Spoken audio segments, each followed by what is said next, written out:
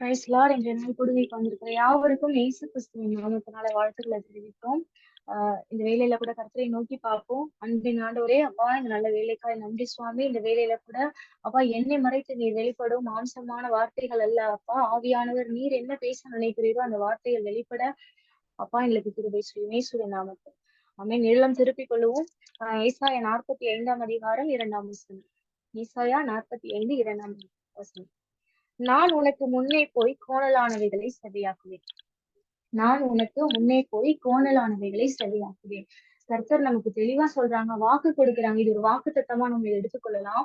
நான் உனக்கு முன்பாக போவேன். உனக்கு முன்பாக போய் எதெல்லாம் உன்னுடைய வாழ்க்கையில கோணலா இருக்குதோ அவை எல்லாத்தையும் நான் சரியாக்குவேன். அப்பனா என்ன அர்த்தம்? நம்மளுடைய வாழ்க்கை சரியில்லைன்னு அர்த்தம். நம்மளுடைய வாழ்க்கையில ஏதோ ஒரு நேர்பாதை இல்லாம நம்ம கோணலான வாழ்க்கைக்குள்ள போயிட்டு இருக்கோம்னு அர்த்தம். இதோடைய காசு என்ன அப்படின்னு பார்த்தோம் அப்படின்னா, வசனம் தெளிவா சொல்லுது, கோணலான லிவியதான் என்னும் சர்ப்பம் அப்படின்னு சொல்லிட்டு. ஒருவேளை கர்த்தரை விட்டு பின்வாங்கி போனது நிமித்தம் நம்மளுடைய வாழ்க்கை கோணலாகி இருக்கலாம். அப்படி இல்லைன்னா பிசாசின் கிரியைகளினால நம்ம நம்மளுடைய வாழ்க்கை கோணலாயிருக்கலாம். நம்ம கர்த்தரிடத்துல ஐக்கியம் இல்லாததுனால பிசாசு அந்த கோணல் நம்மளுடைய வாழ்க்கையில கொண்டு வந்திருக்கலாம். இன்றைக்கு கூட கர்த்தர் இரண்டு பேரை உங்க இடத்துல சுட்டி காட்ட விரும்புறாங்க. அவங்களுடைய வாழ்க்கை எப்படி எத நிமித்தம் கோணலானுச்சு, அதை எப்படி ஆண்டவர் சரி பண்ணாரு. அதே போல நம்மளுடைய வாழ்க்கையிலையும் இந்த மாதிரியான கோணலானவைகளை நம்மளுடைய வாழ்க்கையில எதிர்பார்க்காத முடியாத அளவுக்கு நிறைய தடைகள் இருக்கலாம். இது நிறைய எங்க போய் முடிய போகுதுன்னே தெரியாத அளவுக்கு நிறைய பிரச்சனைகள் நம்மளுடைய வாழ்க்கையில இருக்கலாம். இது எல்லாவற்றையும் ஆண்டவர் எப்படி மாற்ற போகிறாருங்கிறதான் இன்றைக்கு நம்ம பார்க்க போறோம். நமக்கு எல்லாருக்கும் தெரிந்த ஒரு மனிதன் தான் யாக்கோபு. யாக்கோபை குறித்து பார்க்கும் பொழுது அவனுடைய அண்ணனிடத்துல முந்தி கொண்டு அவருடைய குதிகாலை பிடித்து கொண்டே வெளியில வர ட்ரை பண்ணாருன்னு சொல்லிட்டு யாக்கோபை குறித்து போடப்பட்டிருக்கும். யாக்கோபை குறித்து ஆரம்ப நாட்கள்ல போடப்பட்டிருந்தது, யாக்கோபு ஒரு எத்தன்.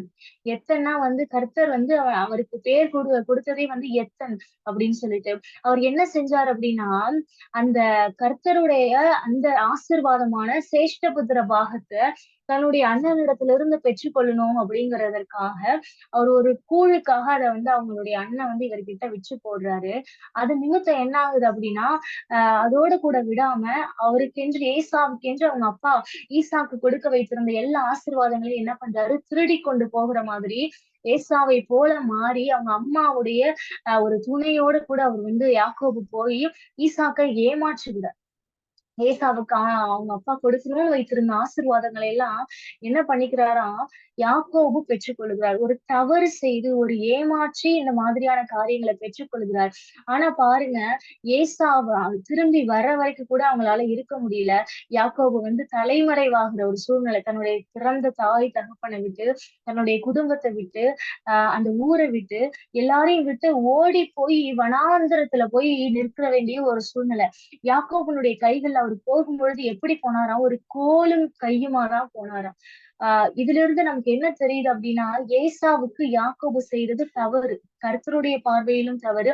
கர்த்தர் இதை கொண்டு ஒரு சித்தம் வச்சிருந்தாங்க, ஒரு திட்டம் வச்சிருந்தாங்க. ஆனாலும் அது கர்த்தருடைய பார்வையில தவறு. அதனாலதான் அதே நேரத்துல யாக்கோபு திரும்பி வர பார்க்கும் பொழுது, யாக்கோபு அவருடைய மாமா வீட்டுக்கு போயிட்டு அங்க நிறைய இரு பரிவாரங்கள் ஆசீர்வாதங்களை ஆண்டவர் அவருக்கு கொடுக்குறாங்க. 2 மனைவிகளோட, குழந்தைகளோட, வேலைக்காரர்களோட, அநேக ஆசீர்வாதங்களோட திரும்பி வரும்பொழுது யாக்கோபு எதை நினைச்சு தெரியுமா பயப்படுறாரு? தன்னுடைய பாஸ்ட நினைச்சு பயப்படுறாரு. தன்னுடைய பாஸ்ட்ல ஒரு பாதையை கோணலாக்கி வச்சுட்டு அவர் ஓடி வந்தார்ல, ஒரு கோபத்தை அந்த அண்ணனுக்கு கொண்டு வந்துட்டு அவர் ஓடி வந்தார்ல. ஆக்சுவலா ஏசாதான் இன்றைக்கு யாக்கோபை விட அதிகமான சொத்துக்களை அனுபவித்துக் கொண்டிருக்கிறார். இவர் ஆசீர்வாதத்தை பெற்றுக் கொண்டாரே தவிர அந்த ஆசீர்வாதத்தை அவர் அனுபவிக்கல. மாறாக அவர் வனாந்திரத்துக்கு ஓடி போனாரு.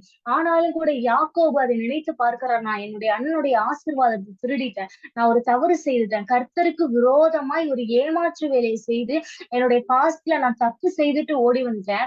அதை சரி பண்ணணுங்கிறத ஆண்டவர் விரும்புகிறார். அதனால யாக்கோபனுடைய இருதயம் எப்படி தெரியுமா இருக்குது, ஏசாவை குறித்ததால ஒரு பயம் உண்டாகுது நம்மளுடைய வாழ்க்கையில. ஃபியூச்சர்ல என்ன நடக்குமோ, இல்ல பிரசன்ட்ல நம்ம செய்த பாஸ்டனுடைய தவறு என்ன நடக்குமோன்னு சொல்லிட்டு நம்ம வாலிப பிள்ளைகள் அநேகர் நம்மளுடைய வாழ்க்கையில நினைத்து கொண்டிருக்கலாம். ஆனா ஆண்டவர் நினைத்தார்னா யாக்கோபை திருப்பி யாக்கோபுக்கு ஒரு கோணலான பாதையை நேராக்கினது போல, செவையான பாதையில யாக்கோபை நடத்தினது போல, வாலிப பிள்ளைகளாகிய நம்மளுடைய வாழ்க்கையில செய்த தவறுகளை மன்னித்து நம்மளுடைய பாதைகளை நேராக்கி நம்மளை ஆசிர்வதித்து கர்த்தருக்கு சுத்தமான வழியில் நடத்த நம்மளுடைய தேவன் போதுமானதா இருக்கிறாரு. அந்த இடத்துல பார்த்தோம் அப்படின்னா யாக்கோபு 2 பரிவாரங்களோட திரும்பி வரும்பொழுது அவருடைய மைண்ட்ல ஸ்ட்ரக் ஆன ஒரே ஒரு ஆள் ஏசாதான். தன்னுடைய அண்ணன் அங்க போனோம்னா தான் செய்தது நிமித்தம் யாக்கோபு கொன்று போடுவார் அப்படின்னு சொல்லிட்டு என்ன பண்றாருன்னா யாக்கோபு பயப்படுறாரு.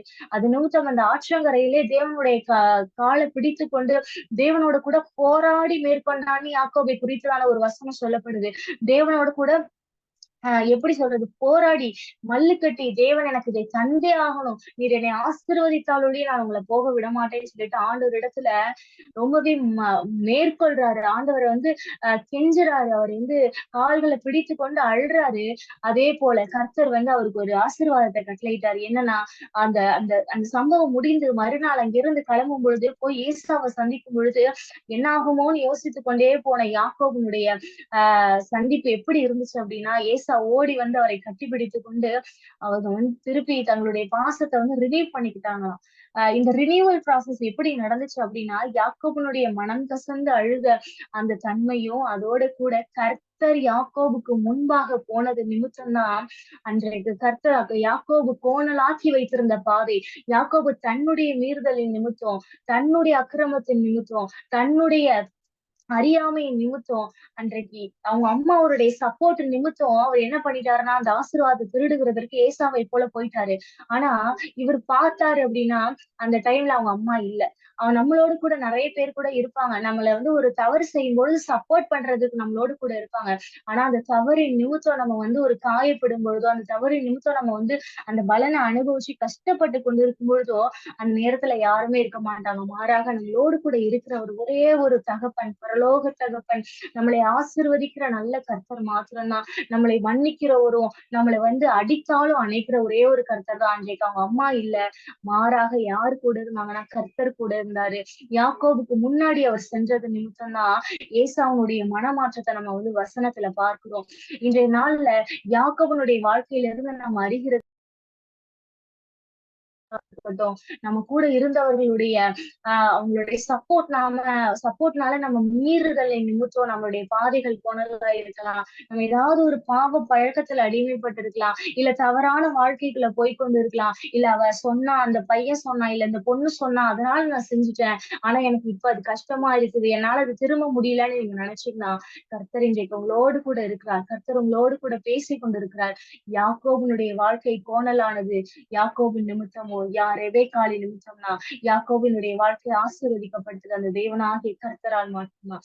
ஏன்னா இரு பரிவாரங்களோடு கூட்டிட்டு வந்தது மாத்திரம் இல்ல, ஏசா கூப்பிடுறாரு, நீ வா என்னோட கூடாரத்துல தங்கு, என்னோட கூட இருன்னு சொல்லும் பொழுது யாக்கோபு சொல்றாரு பாருங்க, எனக்கு இவ்வளவு ஆசீர்வாதங்கள். ஏசா கேட்கிறாரு, யாரோடது இது ஆசீர்வாதங்கள்லாம் அப்படின்னு சொல்லிட்டு கேட்கும் பொழுது யாக்கோபு தைரியமா சொல்றாரு, என் தேவன் எனக்கு தந்தவர்கள் அப்படின்னு சொல்லிட்டு.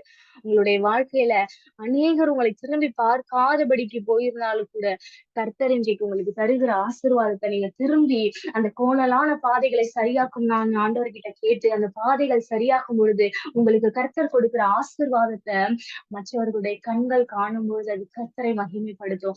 ஆண்டவருக்கு ஏசாவை பிடிக்காது. ஏசா ஏதோம ஏசாவுக்கு கொடுத்துருந்தாங்க. கடைசி வரைக்கும் பார்த்தோம் அப்படின்னா ஏசாவை கர்த்தருக்கு பிடிக்கவே பிடிக்காது. ஆனா ஏசா ஏன் ஏசாவை பிடிக்காது அப்படின்னா ஒரு கூழுக்காக தன்னுடைய சேஷ்ட புத்திர பாகத்தை விற்று போட்டது நிமித்தமா அப்படின்னு சொல்லிட்டு கேட்டோம் அப்படின்னா, இவ்வளவு ஒரு சின்ன விஷயத்துக்காக தன்னுடைய உரிமையை விட்டு கொடுக்கிற ஏசாவை விட தன்னுடைய ஆசீர்வாதத்திற்காக கர்த்தரிடத்துல அவன் போராடி மேற்கொண்டான். அதனாலதான் அந்த யாக்கோபு இஸ்ரவேலாகி இஸ்ரவேல 12 கோத்திரங்கள் இன்றைக்கு உலக தேசங்கள் எல்லாம் பரவி இஸ்ரேல் தேசம் வென்று கொண்டிருக்குது. இதே போல நம்மளுடைய வாழ்க்கையிலும் கோணலானவைகள் காணப்பட்டுச்சுன்னா அது பிசாசு நிமித்தமோ, சூழ்நிலை நிமித்தமோ, மனிதர்களின் நிமித்தமோ அதை மாற்ற நம்ம ஆண்டவரால கூடும். இன்னொரு மனுஷங்களை குறித்து நம்ம பார்க்க போறோம். நமக்கு எல்லாருக்கும் தெரிந்த ஒருவர் தான் ரூத் நகோமி குறித்து நமக்கு தெரியும். இவர்கள் என்ன பண்ணாங்க அப்படின்னா, இந்த நகோமிங்கிறவங்க இஸ்ரேல் தேசத்தை சேர்ந்தவங்க. அவங்க என்ன பண்ணிட்டாங்க, இஸ்ரேல் தேசத்துல ஒரு பஞ்சம் வந்துருச்சு, அந்த இடத்துல ஒரு பற்றாக்குறை வந்துட்டு, குறைவு வந்துட்டுனோடனே அவங்க என்ன பண்ணிட்டாங்கன்னா, மோவாப் தேசத்துக்கு, கர்த்தர் அருவருக்கிற சந்ததியான மோவாப் தேசத்துக்கு ஓடி போறாங்க. அந்த இடத்துல என்ன ஆகுது அப்படின்னா அவங்களுடைய வாழ்க்கை கோணல் ஆகுது. இது மனுஷங்க ஆசீர்வாதத்துக்காக தங்களுக்கு தேவையான கம்ஃபர்டான இடத்துக்கு கர்த்தரை விட்டு, கர்த்தரிடத்துல ஒரு சின்ன கஷ்டம் வந்ததுக்கு அப்புறம் எனக்கு இந்த இடத்துல கம்ஃபர்ட் கிடைக்குதுன்னு சொல்லிட்டு நம்மளே மனிதர்களை தேடி இல்ல வேறு இடத்தை தேடி, கர்த்தர் போகாத அங்க செய்யாதன்னு சொன்ன இடத்தை தேடி நம்ம போகும் பொழுது நம்ம என்ன பண்றோம், நம்மளுடைய வாழ்க்கையை நம்மளே கோணலாக்கி கொள்கிறோம். அப்படிதான் இந்த நகோமி அவர்களுடைய பிள்ளைகள் அவங்களுடைய கணவர் அங்க போனாங்க. திரும்பி வரும்போது அவங்க யாரா வந்தாங்கன்னா, இரண்டு பெண்களா மாத்திரம்தான் வந்தாங்க. அந்த வீட்டுல எல்லா ஆண் மக்களுமே இறந்து போயிருந்தாங்க. கர்த்தர் ஒரு இடத்துக்கு போகாதன்னு அவங்க சொல்லியும் அவங்க போனது நிமித்தம் அவங்களுடைய வாழ்க்கை என்ன ஆகுது அப்படின்னா கோணல் ஆகுது. அதே போல நம்மளுடைய வாழ்க்கையில கூட கர்த்தரைக்கு விரோதமாய், கர்த்தருடைய வார்த்தைக்கு கேட்காம மீறி நம்ம கர்த்தரை நிமித்தம், கர்த்தரிடத்துல கேட்டும் அவருடைய வார்த்தையை பெற்றும் அவருக்கு செவி கொடுக்காம நம்ம மீறி நடந்த நாட்கள் இருந்தது. நான் கர்த்தருக்கு இன்றைக்கு ஒப்பு கொடுங்க. அது நிமித்தம் உங்களுடைய வாழ்க்கை கோணலாக இருந்துச்சுன்னா கர்த்தர் அதை இன்றைக்கு திருப்ப போதுமானவரா இருக்கிறாரு. அங்கிருந்து திரும்பி வந்தாங்கல்ல ரூத்தும் நகோமியும், அன்றைக்கு போனப்ப மோவாப் தேசத்துல ஆசீர்வாதம் இருந்துச்சு. ஆனா இவங்களும் ஆசீர்வாதத்தோட தான் போனாங்க. கணவன் பிள்ளைகள்ன்ற ஒரு பெரிய குடும்பம்ங்கிற ஆசீர்வாதத்தோட அந்த நகோமி போறாங்க. ஆனா அந்த இடத்துல நடந்த பிரச்சனைகள், அங்க அவங்களுடைய கணவர்கள் எல்லாரும் இறந்து போகும்போது திரும்பி எப்படி வராங்க பாருங்க, வெறுமையா வராங்க. அவங்களிடத்துல ஒண்ணுமே கிடையில இல்ல. அவங்களுடைய அவங்களுடைய வாழ்க்கையில பார்த்தோம் அப்படின்னா வெறுமை மாத்திரம்தான் இருக்கு. வெறும் கோணலான பாதைதான் மாத்திரம்தான் இருக்கு. உணவுக்கு வழி இல்ல. அப்படி இருக்கும் பொழுது கர்த்தரிடத்துல திரும்பி வெறுமையா வராங்க. ஆனா ஆண்டவர் எப்படிப்பட்டவர்னா, அவர் தன் இடத்துல வருகிறவர்களை புறம்பே தள்ளாதவர் என்று வசனம் சொல்லுது. அவரை நோக்கி பார்த்த முங்கள் ஒருபொழுது வெட்கப்பட்டதே இல்ல. மோவாப் தேசத்து ஸ்திரீதான் அந்த ரூத். ஆனாலும் கூட கர்த்தர் எப்படி அவளை பார்த்தார்னா, தன்னை தேடி அடைக்கலமாய் வந்தவர். அவள் ஒரு புறஜாதி.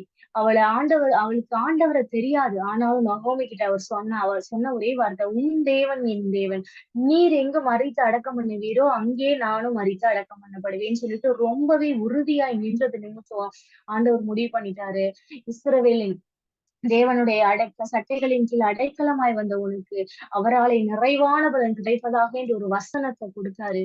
அந்த வசனம் ரூத்தினுடைய கோணலான வாழ்க்கையை மாற்றினது. அந்த வசனத்தை குறித்து நம்ம பார்த்தோம் அப்படின்னா, கர்த்தர் அவர்களை அழைத்து வந்தப்ப அவர்களுடைய பாதை கோணல். அவர்களிடத்துல ஒன்றுமே இல்லை. உணவுக்கு வழி இல்லை, இருக்க இருப்பிடம் இல்லை. அவங்க இஸ்ரேல் தேசத்துக்குள்ள நுழையும் போது பாருங்க, அவங்களிடத்துல ஒண்ணுமே இல்லை. 2 பெண்களாதான் வந்திருக்காங்க. அவங்களுக்கு எங்க போய் வேலை பார்க்கணும்னு தெரியாது. அது யாருடைய வயல்னு தெரியாது. அந்த ரூத் போய் ஒரு வயல்ல வேலை பாக்குறாங்க. அது தற்செயலாய் போவாசனுடைய வயலா இருந்தது வசனம் சொல்லுது. ஆனா அது கர்த்தருடைய செயலா இருந்தது நிமித்தம் இன்றைக்கு ரூத்துடைய கோணலான பாதை. ரூத்துக்கு யாருமே இல்லை. அவங்களுடைய மாமியாரை தவிர வேற யாருமே கிடையாது. அவங்களுடைய கணவரை இழந்து போயிட்டாங்க. அவங்களுக்கு பிள்ளைகள் கிடையாது. எந்த ஒரு எதிர்காலத்திற்கான ஒரு பிடிமானமும் இல்லாத ஒரு மகள் தான் ரூத். ஆனா கூட கர்த்தரை தெரிந்து கொண்டபடினால், கர்த்தரை பிடித்து கொண்டபடினால், அந்த இஸ்ரவேலின் ராஜனை பிடித்து கொண்டபடினால அவளுக்கு அவர் ஒரு வாழ்க்கையை கொடுத்தார். எப்படிப்பட்ட ஒரு வாழ்க்கைனா, அவங்களுடைய வம்சத்துல நம்மளுடைய இயேசு சுவாமி பிறந்து இன்றைக்கு ரூத்தை குறித்து நம்ம பார்க்கிறோம். அவளுடைய வாழ்க்கையை கோணலானது, செவ்வையானது. அவளுக்கு இன்னொரு வாழ்க்கை கொடுக்கப்பட்டது. அவள் கதிர் பொறுக்கி கொண்டிருந்தா. ஆனா அந்த களத்திற்கே முதலாளியாக்கி ஆண்டவர் உட்கார வைத்தார். அதே போலதான் நம்மளுடைய வாழ்க்கையில நிறைய பாவங்கள், நிறைய மிஸ்டேக்ஸ், கர்த்தருக்கு பிரியமான இடம், கர்த்தர் வேணான்னு சொன்ன இடம், இந்த இடத்துல இருந்து அந்த இடத்துக்கு போனா நல்லா இருக்குமேன்னு கர்த்தரை விட்டு கர்த்தருக்கு விரோதமாய் நின்றவர்களுக்கு பக்கத்துல நீங்க நின்று இருந்தீங்கன்னா, அவர்களுடைய செயல்கள்ல நீங்க பிரியப்பட்டிருந்தீங்கன்னா, அவங்களுக்காக நீங்க செவி கொடுத்திருந்தீங்கன்னா, கர்த்தருக்கு விரோதமாய் கர்த்தரை துக்கப்படுத்தி இருந்தீங்கன்னா, இன்றைக்கும் தாமதமாகல சகோதரனே. இன்றைக்கு கர்த்தர் உங்களை அழைக்கிறார். இன்றைக்கு உங்க கர்த்தர் அழைக்கிறார். இன்றைக்கு உங்களுடைய இருதயத்தை ரூத்த போல கர்த்தரை பிடித்துக் கொள்ளுகிறேன்னு திருப்பும் பொழுது, அந்த அருவருக்கப்பட்ட சந்ததியான மோவாபுக்கும் அம்மோனுக்கும் செய்தவர் அவருடைய இரத்தத்தை கொடுத்து நம்மளை மீட்ட நம்மளை பிள்ளைகளாக்கி இருக்கிறார். அவருடைய வித்து அவருடைய ரத்தம் நம்மளுடைய உடல்ல ஓடுது. நம்மளுடைய வாழ்க்கையில இருக்கிற எல்லா கோணலானவைகளையும் அவர் திருப்ப போதுமானவராய் இருக்கிறார். ஒரே ஒரு இன்னொரு இன்னொரு சம்பவத்தை சொல்லி நான் முடிக்க விரும்புறேன். தாவீதை குறித்து நமக்கு தெரியும். தாவீதுடைய வழிகள்ல பார்த்தோம் அப்படின்னா அநேக யுத்தங்கள், அநேக பிரச்சனைகளை தான் தாவீது சந்தித்து கொண்டே இருந்தாரு. தாவீதின் நாட்கள்ல பார்த்தோம் அப்படின்னா யுத்தமே அந்த மனிதனுடைய வாழ்க்கையா போனுச்சு. அதனாலதான் ஆண்டவர் அந்த மண்டபத்தை கூட, கர்த்தருக்கென்று ஆலயத்தை கூட தாவீதை கட்ட சொல்லாதபடிக்கு தாவீதை ஒரு இருதயத்திற்கு ஏற்றவனாய் கொண்டபடினாலும் சாலமோனை குறித்து சொல்லி சாலமோனுக்கு அந்த ஆலயத்தை கட்டுகிறதற்கு அவர் கட்டளையிட்டார். தாவீதுடைய நாட்கள்ல தாவீது அநேக யுத்தங்களுக்கு போகும்பொழுது கர்த்தரை கேட்டு கேட்டு கேட்டு போன மனிதனானபடினால் அவருடைய பாதைகளை செவையாக்கி கொண்டே இருந்தார். இந்த இரண்டு மனிதர்களும் கர்த்தருடைய கோணலான பாதையிலிருந்து செவையாக்கப்பட்டவர்கள். ஆனா தாவீது செவையான வழியிலே இருந்து சபையை மீட்டு அவருடைய கடைசி மூச்சு வரை தக்க வைத்துக் கொண்டவர். தாவீதுடைய வாழ்க்கையில பார்த்தோம் அப்படின்னா ஒரு நாள் கர்த்தருடைய யுத்தத்திற்கு அவர் புறப்பட்டு போறார், ஜெயம் கொள்றார். திருப்பி வந்து பார்த்தோம் அப்படின்னா பெலிஸ்தர் பாலை நிறைய சுற்றி வளைக்கிறாங்க. அப்ப தாவீது போய் ஆண்டவர் இடத்துல கேட்கிறார், ஆண்டவர் ஏசப்பா நான் போட்டுமா, நான் ஜெயம் பெறுவேனா அப்படின்னு சொல்லிட்டு கேட்கும்பொழுது ஆண்டவர் சொல்றாரு, ஒரு வழியை சொல்றாரு. முசுக்கட்டை செடிகளுக்கு நடுவுல இருந்து நான் புறப்பட்டு இருப்பேன். ஆண்டவர் ஒரு வழியை காட்டுகிறார். இந்த இடத்துல ஏன் ஆண்டவர் முன்பாக தாவீதுக்கு முன்பாக புறப்படணும்? ஏன் அவர் தாவீதை நீ போ, உனக்கு பின்பாக இருக்கிறேன், இல்ல உன்னோடு கூட இருக்கிறேன் மோசையோட கூட சொன்னபடியே சொல்லியிருக்கலாமே. ஆனா ஆண்டவருக்கு தெரியும் தாவீதுக்கு முன்பாக அவர் போனாதான் அந்த வழியை அவர் நேராக்க முடியும். தாவீது வெற்றி கொள்றதற்கு தாவீதனுடைய பலன் தேவையில்ல, தாவீதனுடைய படை தேவையில்ல, தாவீதனுடைய பராக்கிரமம் தேவையில்ல. மாறாக அந்த வழியில ஆண்டவராகிய ராஜா முன்பாக கடந்து போகணும். அந்த பாதை செவ்வையாக்கப்பட்டாதான் தாவீது போய் அதுல ஜெயம் கொள்ள முடியும். ஏனென்றால் கர்த்தர் முன்பாக போகும்பொழுது நமக்கு ஜெயத்தை அவர் பெற்று நம்மளுடைய கைகள்ல தருகிறார். நம்ம அந்த இடத்துக்கு போறோம், ஆனா வெற்றி நம்மளுடையது ஆகுறதற்கு முழு பொறுப்பை ஆண்டவர் ஏற்றுக்கொள்கிறார். அதே போலதான் நம்மளுடைய வாழ்க்கையில கூட எங்கெல்லாம் பாதைகள் கடினமாய் கோணலாகி கர்த்தருக்கு சித்தம் இல்லாத, கர்த்தருக்கு விருப்பம் இல்லாதபடிக்கு நம்மளுடைய வாழ்க்கை கோணலா இருக்குதோ, இன்றைக்கு கர்த்தருடைய கரத்துல நம்ம ஒப்பு கொடுக்க போறோம். கர்த்தர் எல்லாவற்றையும் நேராக்க போதுமானவரா இருக்கிறார். இந்த வேலையில கண்களை மூடி நம்ம கர்த்தரை நோக்கி பார்ப்போம். அன்பின் ஆண்டவரே, அப்பா இந்த நல்ல வேலைக்காய் நன்றி சுவாமி. அப்பா இந்த வேலையிலும் கூட ராஜா, அப்பா நான் உனக்கு முன்பாக போய் கோணலானவைகளை செவையாக்குவேன் என்று சொன்னீரப்பா. எங்களுடைய வாழ்க்கையில எவைகள்லாம் கோணலா இருக்குதோ, வியாதி என்ற கோணல், அப்பா தகப்பனை பாவம் என்கிற கோணல், இந்த வாலிபத்தின் மாயை என்கிற கோணல், அப்பா தடைகள் என்கிற கோணல், அப்பா எல்லாவற்றிலும் தோல்வி என்கிற கோணல் எங்களுக்கு முன்பாக நீர் கடந்து செல்லுங்கப்பா. ராஜாதி ராஜா, மகிமையின் ராஜா, ஓ நீர் எங்களுக்கு முன்பாக கடந்து செல்லுவீராக, நீர் எங்களுக்கு முன்பாக புறப்படுவீராக என்று செபிக்கிறோம் ஐயா. யாரெல்லாம் இப்பொழுது எங்களுக்கு முன்பாக நீர் புறப்படும் என்று சொல்லிக் கொண்டிருக்கிறாங்களோ, யாரெல்லாம் எங்களுடைய கோணலான பாதைகளை செவையாக்கும் என்று சொல்லிக் கொண்டிருக்கிறாங்களோ, அப்போ ஒவ்வொருவருடைய வாழ்க்கையில இருக்கிற எல்லா கோணலும் அப்பா இந்த வேலையில செவையாகிறதற்காய் நன்றி அப்பா. ஒவ்வொருடைய வாழ்க்கையில இருக்கிற எல்லா தவறுகள் அப்பா எங்களுடைய பாஸ்ட் நிமித்தம் அந்த பாவங்கள் அப்பா நாங்கள் செய்த மீறுதல் நிமித்தம், அக்கிரமத்தின் நிமித்தம், உங்களுடைய வார்த்தையை கேட்காதபடிக்கு மீறி நாங்கள் செய்த பாவங்களின் நிமித்தம் எங்கள் வாழ்க்கையில இருக்கிற எல்லா கோணலான எல்லா சர்ப்பத்தின் வல்லமைகள் எல்லாம் ஏசு கிறிஸ்துவின் அதிகாரம்ல நாமத்தினால இந்த வேலையில நிர்மூலமாவதாக என்று செபிக்கிறோம் ஐயா. எங்கள் வார்த்தையில அப்பா உம்முடைய வார்த்தையில ஜீவன் உண்டு அப்பா. அந்த வார்த்தையை எடுத்து நாங்க ஜெபிக்கிறோம் அப்பா. நீங்க சொல்லி இருக்கிறீங்க, நான் உனக்கு முன்பாக போய் கோணலானவைகளை செவையாக்குவேன் என்று. அப்பா உம்முடைய வார்த்தையை பிடித்துக் கொள்ளுகிறோம். எதெல்லாம் எங்களுடைய பாதையில கடினமாய் தோன்றுதோ இந்த வேலையில எல்லா கடினத்தின் காரியங்கள் எல்லாம் உடைக்கப்படட்டும், எல்லா எரிகோக்கள் உடைக்கப்படட்டும் இயேசுவின் நாமத்தினால. அப்பா நீர் அப்படி செய்கிறதற்காய் நன்றி அப்பா. நீர் மகிமை சிறப்பீராக, நீர் வெற்றி சிறப்பீராக, நீர் மகிமைப்படுவீராக அப்பா. அப்பா நீர் மாத்திரம் பெருகணும்ப்பா. உங்களுடைய கரத்துல எல்லோரையும் தாழ்த்தி அர்ப்பணித்து ஒப்பு கொடுக்கிறோம். எல்லோரையும் ஆசீர்வதிங்க, பலப்படுத்துங்க. உங்களுடைய ரத்தத்துக்குள்ள ஒப்பு கொடுத்து ஜெபிக்கிறோம். நீர் மாத்திரம் பெருகுங்க இயேசு கிறிஸ்துவின் நாமத்தில். ஆமென். எல்லாரும் இணைந்து சொல்லுவோம். என் ஆத்துமாவே கர்த்தரை ஸ்தோத்திரி, என் முழு உள்ளமே பரிசுத்த நாமத்தை ஸ்தோத்திரி. என் ஆத்துமாவே கர்த்தரை ஸ்தோத்திரி. கர்த்தர் செய்த சகல உபகாரங்களும் இன்றைக்கு மறவாதே. ஆமென். இன்றைக்கு இரவுக்கு நம்ம எல்லாருக்குமே இரவு நேஷனல் பிரேயர் இருக்கு. தேசத்திற்காய் ஆண்டவர் நம்மை செபிக்க அழைத்து கொண்டு இருக்கிறாங்க. அநேக அழிந்து போகிற ஆத்துமாக்கள், அநேக கர்த்தரை அறியாத வாலிபர்கள் மாயையிலும் பொய்யான தவறான பழக்கங்களையும் குடிப்பழக்கத்திலும் இருக்கிறாங்க. அவங்களுக்காய் ஜெபிக்க நம்ம அழைத்திருக்காங்க. ஏசப்பா, இன்றைக்கு இரவு எல்லாரும் கலந்து